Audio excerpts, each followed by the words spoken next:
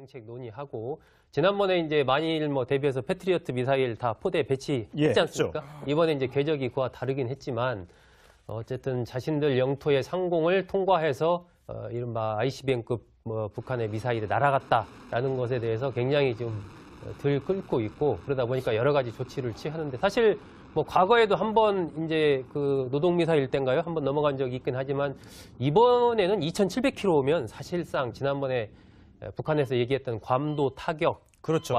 높이 올라가서 떨어졌으니까 조금만 낮게 고도를 했으면 충분히 괌까지 타격이 가능한 거리까지 날아갈 수 있다는 거죠. 그렇습니다. 그래서 사실상은 이제 방향은 달랐지만 네. 거리를 그 정도 비슷하게 이제 보여줌으로써 우리 북한이 그 정도의 타격 능력을 이미 갖췄다라는 것을 좀 보여주기 위한 그런 노림수가 아닌가 그렇게 보입니다. 네, 일본이 이 미사일 발사를 한 직후에 바로 움직임을 파악했다고 하는데 일본에도 지금 요격 체계가 있긴 하잖아요. 그렇죠. 그런데 일부러 파괴를 안 한 걸까요? 일단은 요격 체제가 지난번에 괌을 타격했다고 얘기를 했지 않습니까? 그래서 패트리엇을 이 남쪽으로 배치를 해놨어요. 그러니까 괌을 혹시 쏘면 그걸 요격하려고. 근데 이번에는 북쪽으로 쐈잖아요. 그러니까 아마 패트리엇이 거기에 작동이 안 됐을 가능성이 아니 배치가 안 됐을 가능성이 있는데 뭐 일본이 아직 공식적으로 발표는 안 했으니까 자세한 상황은 모르겠지만 어쨌든 지난번 괌 타격을 한다고 했을 때 미군과 협력해서 일본 정부가 자위대가 패트리엇 미사일을 남부에 배치를 해놔서 만약에 남부로 쐈으면 그걸 떨어뜨렸을 가능성이 있는데 이번에 지금 북한이 또 북쪽으로 쐈잖아요. 그러다 보니까 아마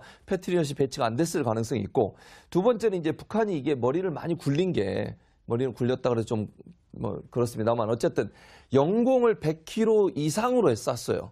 왜냐하면 이게 그 나라의 영공을 100km까지만 보거든요. 그러니까 그 위로 우주로 올라가면 그거는 이제 다 공해처럼 보는 거죠. 그러니까 그걸 피하려고 이제 노력을 한 거죠, 결국. 그러면서 또 괌 쪽으로 쏘지 않은 것은 미국을 건드리지 않겠다는 거예요. 미국의 심결을 건드려서 또다시 국제사회의 제재나 아니면 미국에 하는 비난으로부터 좀 피해보겠다. 그러면서도 미국의 의중을 떠보겠다는 거예요. 우리는 끊임없이 미사일 개발하고 언제든지 쏠 준비가 돼 있다는 걸 보여줘야 되겠는데 그러기 위해서 괌 쪽으로 쐈을 때는 미국의 반발이 클 것에 대한 우려가 있었고 일본 쪽으로 쏘면서도 100km 이상으로 상공을 올림으로써 영공 안에 미사일이 들어왔다는 점들을 피하는 이런 아주 주도 면밀한 면을 보여주면서 미국을 좀 이렇게 뭐랄까 견제하고 건드려 본다 이런 표현이 좀 맞을 것 같은데 그런 행동을 계속 하고 있다고 볼 수 있겠습니다. 자, 문재인 대통령이 지난 토요일 날 이제 북한은 지난 토요일 26일에도 미사일 도발을 했습니다. 당시에 이제 단거리 발사체 미국에서는 단거리 발사체 미사일 쪽에 좀 더 무게를 실었는데 우리는 이게 무슨 방사포다 그냥 포사격한 훈련의 일환이다 이렇게 이제 치부를 해서 대화를 얼마나 하고 싶으면 그냥 미사일이 아닌 포로 이렇게 치부하고 싶었을까라고 했는데 오늘 이렇게 이제 일본을 향해 딱 쏘니까 불사 이건 안 되겠구나. 그래서 문재인 대통령이 직접 지시를 했습니다. 직접 전투기를 띄워서 실제 무기를 싣고 떨어뜨리는 훈련을 해라. 북한에 보여줘라. 이제 직접 대응하는 그 의지 같은 것들을 보인 거죠. 그리고 F-15 해가지고 폭탄 8발을 그 훈련장에 직접 투하를 했습니다. 그리고 그런 부분에 대해서 사전에 이제 미국 쪽이랑도 협의를 좀 해서 이러한 문 대통령의 조치에 대해서 미국이 지지한다. 뭐 이런 얘기도 같이 이제 메시지가 나왔거든요. 최근에 그 북한의 그 미사일이냐 결국 이제 단거리 미사일로 나왔지 않습니까? 그 부분에 대해서는 보면은 이제 한미 간에 조금 어떻게 보면 이 정보의 공유 이런 부분에서 조금 우리 정부가 좀 급한 측면이 있지 않나. 정확하게 좀 더 미국과 정보를 좀 공유하고 확실하게 어느 정도 윤곽이 나왔을 때 발표를 하는 게 좀 맞았을 것 같은데 조금 빠르게 발표를 하면서 한미 간에 그 부분을 둘러싸고 큰 이견이 있는 것처럼 비춰졌고 실제는 알 수 없지만 비춰진 건 그렇게 비춰진단 말입니다. 그리고 마치 그것이 이제 의도적으로 그것을 좀 축소하려는 듯한 그런 쪽으로 이제 해석이 자꾸 나오는 것은 사실은 정부로서도 굉장히 부담스러운 부분이거든요. 그렇기 때문에 저는 이런 부분은 앞으로도 한미 간의 긴밀한 정보 공유를 통해서 조율된 메시지로 내보내는 것이 지금처럼 이 엄중한 안보 상황에서는 굉장히 좀 필요하다라고 좀 생각이 듭니다. 오늘 그런 측면에서 아마 문 대통령이 또 빠르게 여러 가지 저런 좀 조치를 취하지 않았나 싶습니다. 네, 오늘 새벽 북한이 미사일 도발을 했는데 어제 문재인 대통령은 그동안 국방비로 뭘 했냐 이런 발언을 하기도 했습니다. 어제 문재인 대통령의 얘기 들어보시겠습니다. 북한의 핵미사일 도발이 계속되고 또 핵미사일 능력이 고도화되어 왔는데도 한국형 삼축체계 구축이 지연되어 온 이유는 무엇인지, 아무리 돈을 많이 들인다 해도 이런 엄정한 원인 진단이 순행되지 않으면 또 국방개혁은 또다시 구호로만 그치게 될 것이라고 생각합니다. 문재인 대통령은 저렇게 완곡하게 표현을 했습니다만 저 국방부 업무부가 끝난 뒤에 윤영찬 대통령 국민소통수석이 세게 강도 높게 얘기를 했습니다. 북한의 비대청 전력, 그러니까 미사일이나 방사포 이런 것들을 저렇게 고도화하고 많이 만드는 동안 우린 뭐 했냐. 그 막대한 국방비를 쏟아붓고도 뭘 했는지 의문이 든다. 이렇게 얘기를 했습니다. 예. 아마 이제 문재인 대통령 입장에서는 저게 일타쌍피라고 해야 될 것 같은데 제가 왜 그런 표현을 일거양득. 일거양득. 예, 좋은 표현이시네요. 저보다도 좋은 표현을 쓰시는군요. 네. 어쨌든 일거양득. 네. 무슨 말이냐면 국방부가 제대로 자금을 운영 못하는 것은 방산비리와 연관이 있어요. 그러니까 돈을 많이 투자했는데 그만큼의 성과가 없었단 말은 예. 누군가 돈을 빼먹은 거 아니겠습니까? 그거에 대한 문제 제기를 또 하고 계시는 거예요. 네. 그러니까 우리나라가 어쨌든 북한과의 비대칭 전력이 있는 것에 대해서 문제를 제기한 것뿐만 아니라 방산업체들이 방산비리의 온상이 됐고 또 많은 이 군인 중에 뭐 군수와 관련된 업무를 하는 사람들 중에 방산비리에 연루된 사람들이 있어서 그 많은 돈을 쏟아붓고도 결국은 우리의 국가의 국방력이 이만큼밖에 안 됐다 하는 거를 양쪽으로 다 얘기를 하신 걸 보면 앞으로 이제 국방부 개혁이라고 하는 것이 그러니까 전력을 필요함과 북한과 전투에서 우리가 이길 수 있는 대칭 전력으로 만드는 것이 첫 번째 목표가 될 것 같고 두 번째는 방산비리 문제는 완벽하게 척결해서 어제 그 얘기 하셨잖아요. 만약에 방산비리가 또다시 나타나면 국방부 장관, 차관, 방위산업청장 한꺼번에 문제를 그러니까 처벌받도록 하겠다라고 까지 하셨으니까 이 문제는 반드시 국방부에서 개혁의 아주 중요한 목표로 삼고 진행해야 될 부분이라는 생각이 듭니다. 네. 이런 부분들이 이제 어떤 군을 이게 질타하는 식이 돼서는 저는 안 된다고 봐요. 그러니까 이 문제는 군의 문제도 물론 있지만 우리 이제 그 역대 정부로부터 쭉 내려온 일종의 이제 미국과의 구조적인 문제들이 있는 것이거든요. 그러니까 뭐 전시작전 통제권 문제도 마찬가지고 지난번에도 나왔지만 미사일 사거리도 지금 800km로 제한이 돼 있지 않습니까? 이러한 구조적인 문제, 이 문제를 푸는 것이 우리의 자주국방 능력을 향상시키는데 굉장히 중요하다라고 저는 생각하고 이번에 대통령이 이제 한미연합 그 방위 능력 여기에 너무 우리가 의지하고 있는 건 아닌지 한번 되돌아볼 필요가 있다. 네. 이 부분에 저도 그 부분은 전적으로 공감을 하는 것이 우리 스스로 우리를 지킬 수 있는 국방력을 갖춰야 된다는 거죠. 네. 그러기 위해서는 이러한 구조에 있어서의 변화 이 부분도 반드시 굉장히 중요한 부분이기 때문에 저는 이러한 엄중한 안보 국면 속에서 우리가 미국과도 협상을 해서 네. 미사일 사거리 같은 걸 800km라고 제한을 지금 돼 있지만 네. 이걸 제한을 둔다는 것이 사실 이런 나라가 전 세계 몇 나라나 되겠습니까? 그러니까 이런 부분에 대해서 좀 더 우리가 더 우리 걸 찾아오고 작전 통제권 문제 포함해서 많은 부분에서 우리 스스로 우리가 우리 국방력을 키울 수 있는 이러한 구조로 점점 가야 된다는 거죠. 네. 네. 첨단 무기를 도입하는 것도 중요하지만 지금 2040년까지 계속해서 병사들의 월급을 올려주겠다고 문재인 대통령이 공약했고 그 약속을 지켜나가고 있습니다. 자, 병사 월급에 뭐 수천억, 수조 원의 돈이 더 들어갈 텐데 그 많은 국방비는 어디서 나오게 될지 복지 예산도 사상 최대라고 하는데요. 그게 조금 미사일은 걱정이 일본 상공을 정교하게 통과했습니다. 방향과 거리를 정밀하게 조정할 수 있는 기술을 과시한 것이다 이런 평가도 있는데요. 실제 북한의 미사일 수준은 어느 정도인지 전문가 평가 들어보도록 하겠습니다. 항공대 장영근 교수 전화로 연결되어 있습니다. 안녕하십니까? 네, 안녕하십니까? 교수님 이번 지금 이 탄도미사일 화성 12형일 가능성이 높다 이런 이야기 나오는데 어떻게 보십니까? 네, 지금 현재 뭐 오늘 그 뉴스에 의하면 2,700km 정도 사거리라고 그러면 가능성 있는 거는 뭐 무스탄, 그다음에 이제 화성 12 또는 뭐 북성 2호 정도 들 수 있겠는데요. 예.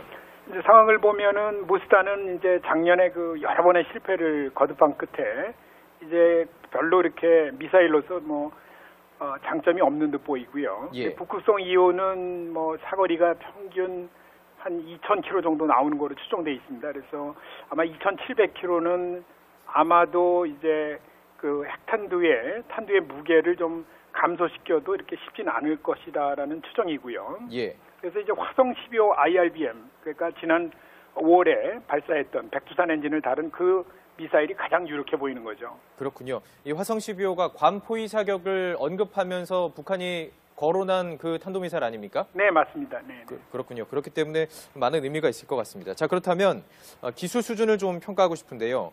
일본 상공을 정교하게 통과했다 이렇게 볼 수 있는 건가요?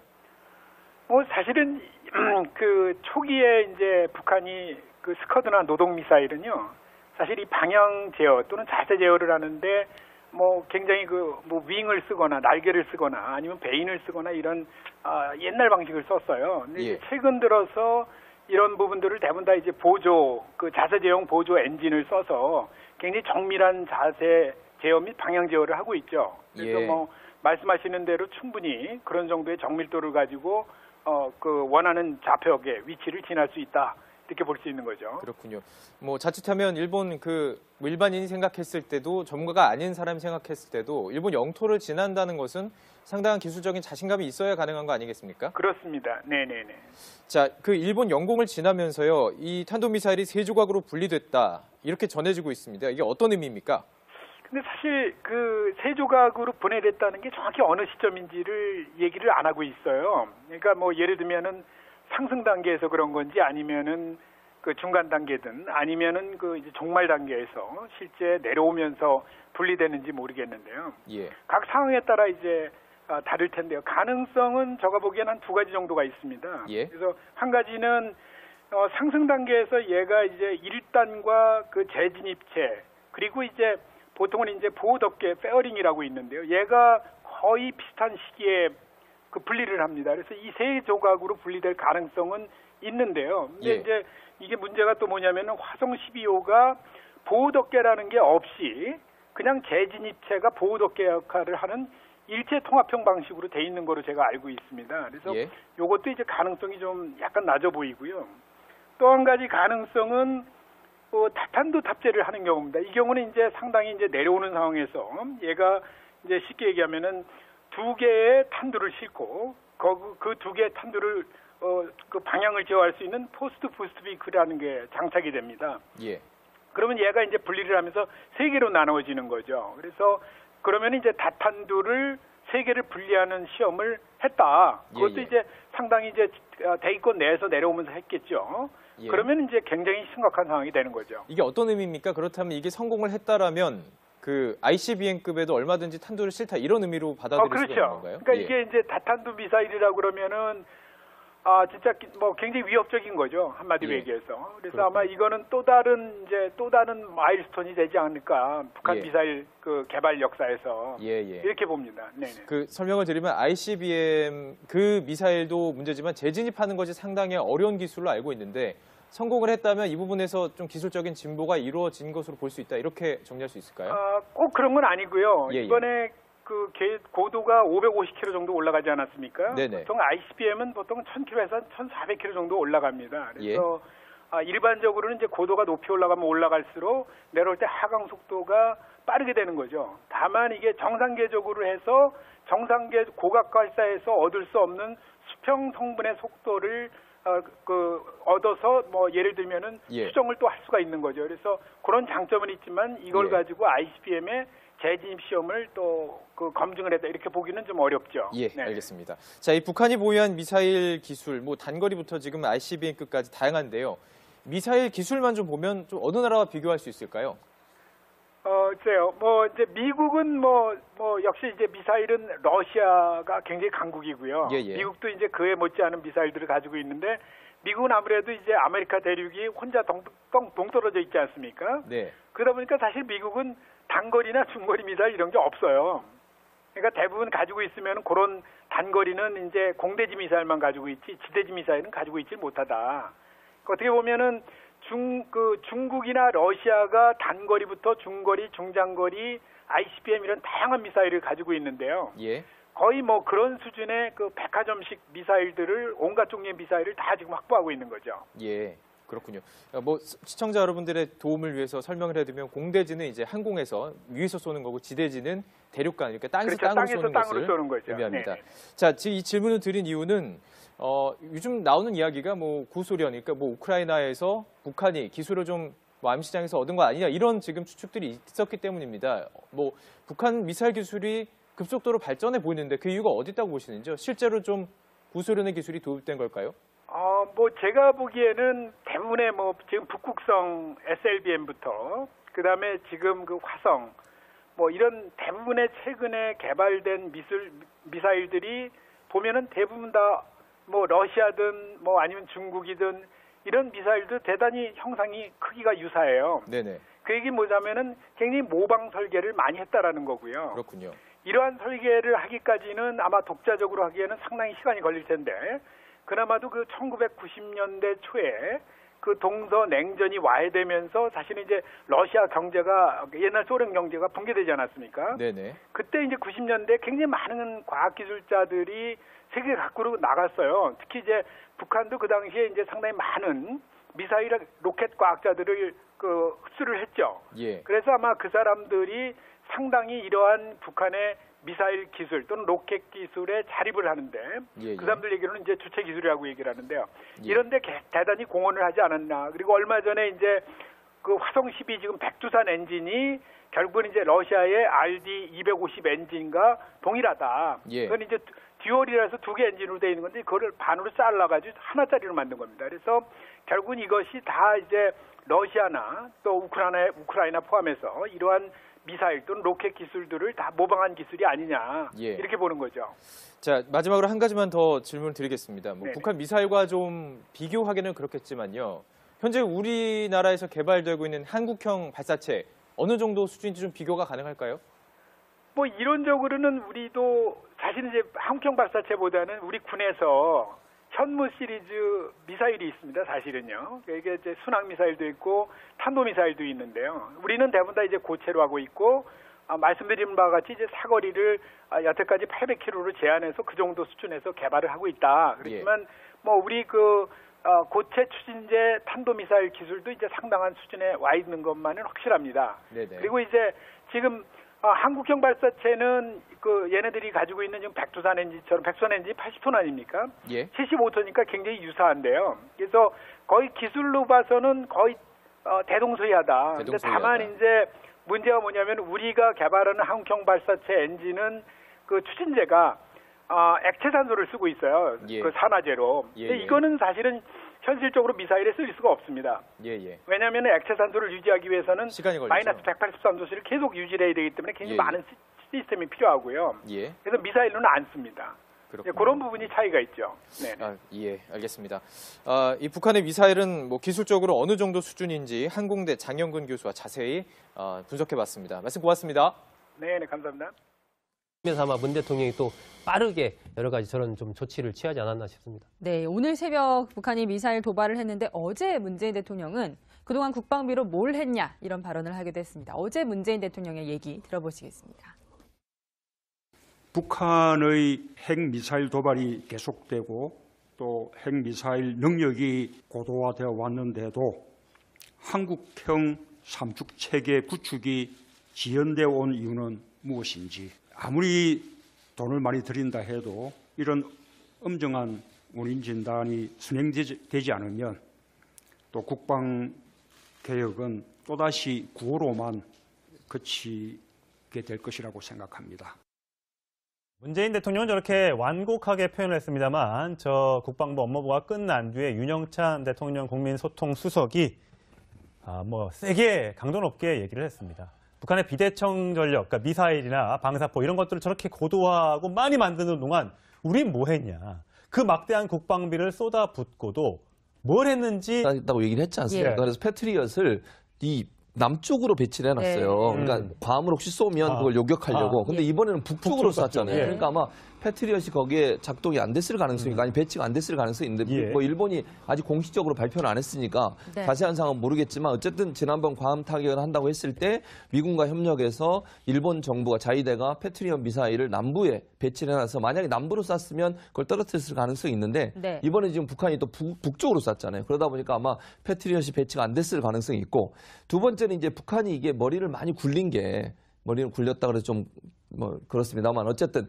영공을 100km 이상으로 쐈어요. 네. 왜냐하면 이게 그 나라의 영공을 100km까지만 보거든요. 그러니까 그 위로 우주로 올라가면 그거는 이제 다 공해처럼 공해로 보는 거죠. 예. 그러니까 그걸 피하려고 이제 노력을 한 거죠, 예, 결국. 예. 그러면서 또 괌 쪽으로 쏘지 않은 것은 미국을 건드리지 않겠다는 거죠. 예. 미국의 심기를 건드려서 또다시 국제사회의 제재나 아니면 미국에 하는 비난으로부터 좀 피해보겠다. 그러면서도 미국의 의중을 떠보겠다는 거. 우리는 끊임없이 미사일 개발하고 언제든지 쏠 준비가 돼 있다는 걸 보여줘야 되겠는 거죠. 그리고 F-15 해가지고 폭탄 8발을 그 훈련장에 직접 투하를 했습니다. 그리고 그런 부분에 대해서 사전에 이제 미국 쪽이랑도 협의를 좀 해서 이러한 문 대통령의 조치에 대해서 미국이 지지한다. 뭐 이런 얘기도 같이 이제 메시지가 나왔거든요. 최근에 그 북한의 그 미사일이냐 결국 이제 단거리 미사일로 나왔지 않습니까? 그 부분에 대해서는 보면은 이제 한미 간에 조금 어떻게 보면 이 정보의 공유 이런 부분에서 조금 우리 정부가 좀 급한 측면이 있지 않나. 정확하게 좀 더 미국과 정보를 좀 공유하고 확실하게 어느 정도 윤곽이 나왔을 때 발표를 하는 게 좀 맞았을 것 같은데 조금 빠르게 발표를 하면서 한미 간에 그 부분을 둘러싸고 큰 이견이 있는 것처럼 비춰졌고 실제는 알 수 없지만 비춰진 건 그렇게 비춰진단 말입니다. 그리고 마치 그것이 이제 의도적으로 그것을 좀 축소하려는 듯한 그런 쪽으로 이제 해석이 자꾸 나오는 것은 사실은 정부로서도 굉장히 부담스러운 부분이거든요. 그렇기 때문에 저는 이런 부분은 앞으로도 한미 간의 긴밀한 정보 공유를 통해서 조율된 메시지로 내보내는 것이 지금처럼 이 엄중한 안보 상황에서는 굉장히 좀 필요하다라고 좀 생각이 듭니다. 오늘 그런 측면 정책 논의하고 지난번에 이제 만일 뭐 대비해서 패트리어트 미사일 다 포대에 배치했지 않습니까? 이번에 이제 궤적이 그와 다르긴 했지만 어쨌든 자신들 영토의 상공을 통과해서 이른바 ICBM급 뭐 북한의 미사일이 날아갔다라는 것에 대해서 굉장히 좀 들끓고 있고 그러다 보니까 여러 가지 조치를 취하는데 사실 뭐 과거에도 한번 이제 그 노동 미사일 때인가요? 한번 넘어간 적이 있긴 하지만 이번에는 2,700km면 사실상 지난번에 북한에서 얘기했던 괌도 타격 그렇죠.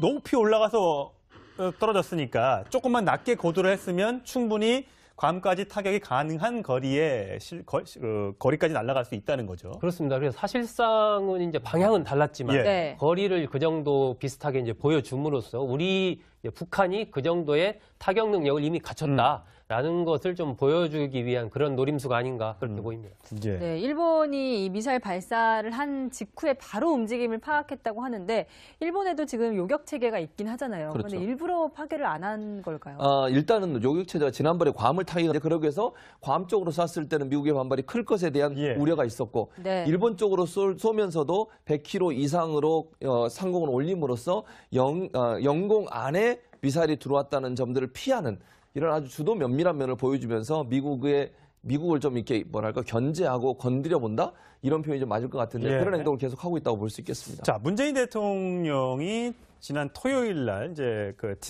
북한은 지난 토요일 26일에도 미사일 도발을 했습니다. 당시에 이제 단거리 발사체 미국에서는 단거리 발사체 미사일 쪽에 좀 더 무게를 실었는데 우리는 이게 무슨 방사포다 그냥 포사격한 훈련의 일환이다 이렇게 이제 치부를 해서 대화를 얼마나 하고 싶으면 그냥 미사일이 아닌 포로 이렇게 치부하고 싶었을까라고 했는데 오늘 이렇게 이제 일본을 향해 딱 쏘니까 불사 이건 안 되겠구나. 그래서 문재인 대통령이 직접 지시를 했습니다.